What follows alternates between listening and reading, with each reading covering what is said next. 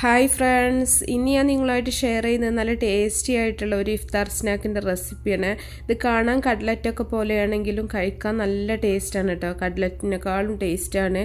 അപ്പോൾ ഈ ഒരു സ്നാക്ക് എങ്ങനെ റെഡിയാക്കുന്നത് നോക്കിയാലോ. ആദ്യം തന്നെ നമുക്ക് സവാള ഒന്ന് വഴറ്റിയെടുക്കണം. ഞാനിവിടെ ഒരു വലിയ സവാളയാണ് എടുത്തിട്ടുള്ളത്. ഇത് വെളിച്ചെണ്ണയിലോ ഓയിലിലോ ഒക്കെ നിങ്ങൾക്ക് വഴറ്റിയെടുക്കാം. ഇത് ചെറുതായിട്ടൊന്ന് വഴന്ന് വരുന്ന സമയത്ത് നമുക്കിതിലേക്ക് ഇഞ്ചി, വെളുത്തുള്ളി, പച്ചമുളകും കൂടെ ചതച്ചതാണ് ചേർത്ത് കൊടുക്കുന്നത്. പച്ചമുളക് നിങ്ങൾക്ക് ചെറുതാക്കി അരിഞ്ഞത് വേണമെങ്കിൽ ചേർത്ത് കൊടുക്കാം കേട്ടോ. ഞാനിവിടെ പച്ചമുളക് 3 കൂടെ ഒന്ന് ചതച്ചിട്ടാണ് ചേർത്തിട്ടുള്ളത്. അപ്പോൾ ഞാനൊരു 1.5 ടേബിൾ സ്പൂൺ പച്ചമുളക്, ഇഞ്ചി, വെളുത്തുള്ളിയും കൂടെ ചതച്ചത് ചേർത്തിട്ടുണ്ട്. എന്നിട്ട് നല്ല പോലെ ഒന്ന് വഴറ്റിയെടുക്കുക. അതിൻ്റെ ആ ഒരു പച്ചമണക്ക് മാറുന്ന വരെ വഴറ്റുക കേട്ടോ. അപ്പോൾ ഞാനിവിടെ വളരെ കുറഞ്ഞ ഓയിലാണ് ഇത് വഴറ്റിയെടുക്കുന്നത്. നമ്മൾ ഫ്രൈ ചെയ്യുന്ന സ്നാക്കായത് കാരണം തന്നെ ഇതിൻ്റെ ഒരു മസാലയും കൂടെ ഒരുപാട് എണ്ണയിൽ വഴറ്റണ്ട. ഇനി ഇതിലേക്ക് ഒരു ടേബിൾ സ്പൂൺ ചിക്കൻ മസാലയാണ് ചേർത്തിട്ടുള്ളത്. അപ്പോൾ ചിക്കൻ മസാല ഇല്ലയെന്നുണ്ടെങ്കിൽ നിങ്ങൾ മുളകും മഞ്ഞളും അതുപോലെ തന്നെ കുരുമുളക് പൊടിയും ഗരം മസാലയൊക്കെ സെപ്പറേറ്റ് ആയിട്ട് ചേർത്താൽ മതി. ചിക്കൻ മസാല ഉണ്ടെന്നുണ്ടെങ്കിൽ നല്ല ടേസ്റ്റാണ്. ഇനി ഇതിലേക്ക് നമ്മൾ കഴുകി വെച്ചിട്ടുള്ള ചിക്കൻ കീമയാണ് ചേർത്തിട്ടുള്ളത്. അപ്പോൾ കീമക്ക് പകരം നിങ്ങൾക്ക് ചിക്കൻ വേവിച്ചിട്ട് ഉടച്ചിട്ട് അങ്ങനെ ചേർക്കട്ടോ. ഇതിലേക്ക് ആവശ്യത്തിനുള്ള ഉപ്പും കൂടെ ചേർത്തിട്ടുണ്ട്. ഉപ്പും കൂടെ ചേർത്തിട്ട് നല്ല പോലെ നമുക്കിതൊന്ന് മിക്സ് ചെയ്യാം. അപ്പോൾ കീമ വെച്ചിട്ട് ചെയ്യുകയാണെങ്കിൽ കുറച്ചും കൂടെ നമുക്ക് ഈസിയാണ്. ചിക്കൻ വേവിച്ചിട്ട് പിച്ചി എടുക്കേണ്ട സമയമൊക്കെ ലാഭിക്കാം കേട്ടോ. അപ്പോൾ കീമ എപ്പോഴും വീട്ടിലില്ല എന്നുണ്ടെങ്കിൽ നിങ്ങൾ ചിക്കന് ഉപ്പും മഞ്ഞളും ഇട്ടിട്ട് വേവിച്ചിട്ടൊന്ന് പിച്ചി എടുത്താൽ മതി. ബീഫ് ആണെങ്കിലും അതുപോലെ തന്നെ ചെയ്താൽ മതി കേട്ടോ. ബീഫിലും നിങ്ങൾക്ക് ഇതുപോലെ തന്നെ ചെയ്യാം. അപ്പോൾ നമ്മുടെ കീമയൊക്കെ നല്ല പോലെ ഒന്ന് മിക്സ് ചെയ്തിട്ട് നമ്മളിതൊന്ന് അടച്ച് വെക്കുന്നുണ്ട്. ചെറിയ തീയിൽ കുറച്ച് സമയം ഒന്ന് അടച്ച് വെച്ചിട്ട് വേവിക്കുക. വെള്ളമൊന്നും ചേർക്കരുത് കേട്ടോ. എന്നിട്ട് നല്ല പോലെ ഒന്ന് മിക്സ് ചെയ്തെടുക്കുന്നുണ്ട്. ഇനി ഉപ്പൊക്കെ നിങ്ങൾ ഉണ്ടോയെന്നൊക്കെ കറക്റ്റായിട്ട് നോക്കുക. നല്ല പോലെ ഒന്ന് മിക്സ് ചെയ്തതിന് ശേഷം നമുക്കിതിലേക്ക് വേവിച്ച് ഉടച്ച് വെച്ചിട്ടുള്ള ഉരുളക്കിഴങ്ങും ക്യാരറ്റും കൂടെ ഇതിലേക്ക് ചേർത്ത് കൊടുക്കുന്നുണ്ട്. അപ്പോൾ സാധാരണ നമ്മൾ കട്ട്ലറ്റിലേക്ക് ഉരുളക്കിഴങ്ങ് മാത്രമാണ് ചേർക്കാറുള്ളത്. ഞാനിവിടെ ഒരു ക്യാരറ്റും കൂടെ അതിൻ്റെ കൂട്ടത്തിൽ തന്നെ വേവിച്ചിട്ട് ഉടച്ചെടുത്തിട്ടുള്ളതാണ്.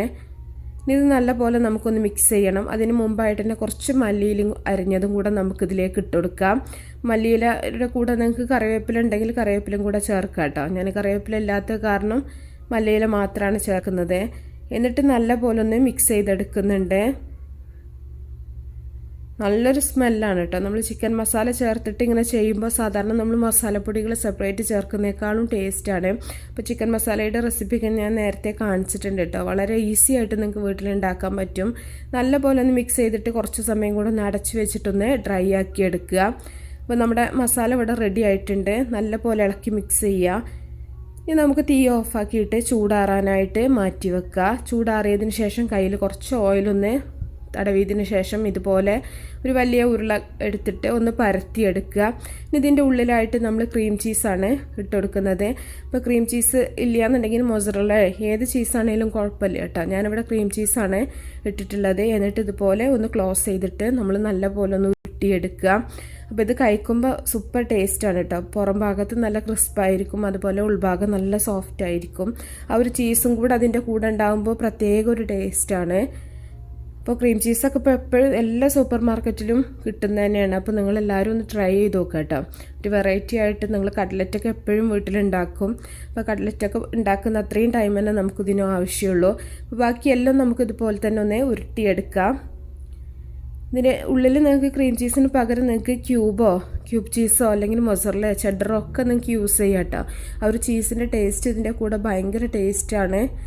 ഇനി എല്ലാം നല്ല പോലെ തന്നെ നമുക്കിതൊന്ന് ഉരുട്ടിയതിന് ശേഷം നമ്മളിത് ബ്രെഡ് ക്രംസിൽ ഒന്ന് റോൾ ചെയ്തെടുക്കണം. മുട്ടയുടെ ഇതിൽ മുക്കിയിട്ട് നമ്മൾ ബ്രെഡ് ക്രംസിൽ ഒന്ന് റോൾ ചെയ്തിട്ടാണ് ഇത് ഫ്രൈ ചെയ്യുന്നത്.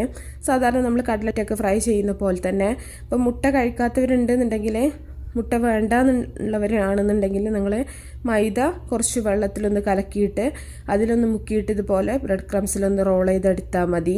അപ്പോൾ ബാക്കി എല്ലാ ഉരുളകളും നമുക്കിതുപോലെ തന്നെ ചെയ്തെടുക്കാം. എന്നിട്ട് നമുക്ക് ചൂടായിട്ടുള്ള ഓയിലിത് ഫ്രൈ ചെയ്തെടുക്കുക. ഏത് ഷേപ്പിൽ വേണമെങ്കിലും നിങ്ങൾക്ക് ഇത് ഉണ്ടാക്കിയെടുക്കാം കേട്ടോ. ഞാനിവിടെ പ്രത്യേകിച്ച് ഒരു ഷേപ്പും കൊടുത്തിട്ടില്ല, അങ്ങോട്ട് ഉരുട്ടിയെടുത്തിട്ടുള്ളതാണ്. ഇനി നമുക്ക് നല്ല ചൂടായിട്ടുള്ള ഓയിലിൽ ഫ്രൈ ചെയ്തെടുക്കുക. ഓയിലിലോ വെളിച്ചെണ്ണയിലോ നിങ്ങൾക്ക് ഫ്രൈ ചെയ്യാം. അപ്പോൾ നല്ല ചൂടായിട്ട് നിങ്ങൾ ഓരോന്ന് ഇട്ട് കൊടുക്കുക. എന്നിട്ട് നമുക്കൊരു ഭാഗമൊക്കെ മൊരിഞ്ഞ് വരുന്ന സമയത്ത് ഒന്ന് തിരിച്ചിട്ട് കൊടുക്കുക. എന്നിട്ട് രണ്ട് ഭാഗം നല്ല പോലെ ആകുന്ന സമയത്ത് നമുക്കിത് ഓയിലിൽ നിന്ന് കോരി മാറ്റാം. വളരെ ഈസി ആയിട്ട് ഉണ്ടാക്കാൻ പറ്റും. നല്ല ടേസ്റ്റ് അപാര ടേസ്റ്റാണ് കേട്ടോ. ഒന്ന് ട്രൈ ചെയ്ത് നോക്കുക. അപ്പോൾ നോമ്പ് തുറക്കുന്ന സമയത്തേക്കൊക്കെ നല്ല ടേസ്റ്റി ആയിട്ടുള്ള നല്ലൊരു സ്നാക്കാണ്. അപ്പം ഞാൻ പറഞ്ഞല്ലോ, നിങ്ങൾക്ക് മിൻസ്ഡ് മീറ്റ് ഇല്ല എന്നുണ്ടെങ്കിൽ നിങ്ങൾ ചിക്കനോ ബീഫൊക്കെ വേവിച്ചിട്ട് ഒന്ന് ചെറുതാക്കി അരിഞ്ഞെടുത്താൽ മതി. അപ്പോൾ എല്ലാം നമുക്കൊന്ന് തിരിച്ചിട്ടതിന് ശേഷം നന്നായിട്ട് ഫ്രൈ ആയിട്ട് നമുക്കിത് ഓയിലിൽ നിന്ന് കോരി മാറ്റാം. അപ്പോൾ നല്ല ടേസ്റ്റി ആയിട്ട് നമുക്ക് കഴിക്കാൻ പറ്റുന്ന നല്ലൊരു സ്നാക്കാണ്. എല്ലാവർക്കും ഇഷ്ടമായിട്ടുണ്ടാവും എന്ന് വിചാരിക്കുകയാണ്. ഇഷ്ടപ്പെട്ടാൽ ലൈക്ക് ചെയ്യുക, ഷെയർ ചെയ്യുക. അപ്പോൾ നല്ല റെസിപ്പികളൊക്കെ ആയിട്ട് അടുത്തൊരു വീഡിയോയിൽ കാണാം.